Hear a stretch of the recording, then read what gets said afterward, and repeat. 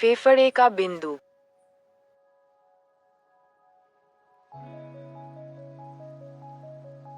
उपकरण की सहायता से इस तरह दबाव डालें। इस जगह पर दबाव डालने से सर्दी, खांसी, सांस लेने में तकलीफ से राहत मिल सकती है।